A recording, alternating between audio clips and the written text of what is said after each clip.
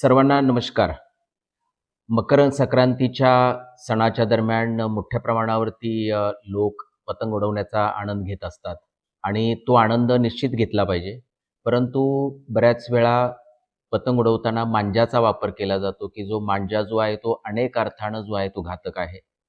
बऱ्याच वेळा दुचाकी स्वाराला सुद्धा कधी-कधी काय होतं, की जखमा होतात किंवा कधी-कधी फेटल होतो. या मांजामुळं अनेक पक्षी जे आहेत, तर ते अडकून त्यामध्ये मरण पावतात. कधी-कधी असा जो मांजा आहे जो आहे, तर तो विद्युत तारेला चिटकून शॉर्ट सर्किटच्या घटना झालेल्या आपल्याला दिसतात.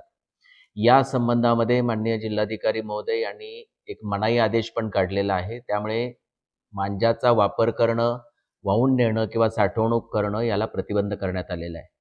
त्याचबरोबर माननीय उच्च न्यायालयानं पण वेळोवेळी मांजाच्या वापरावरती याबद्दल भाष्य केलेलं आहे आणि कठोर कारवाई करण्याचे आदेश दिलेले आहेत. आपल्याला अहिल्यानगर जिल्ह्यातील सर्व नागरिकांना याद्वारे आम्ही आवाहन करतो, की मकर संक्रांतीचा सण साजरा करत असताना आपण पतंग उडवण्याचा किंवा आनंद हा निश्चित घ्यावा, परंतु मांजाचा वापर आपण करता कामा नये, कारण त्याला प्रतिबंध आहे.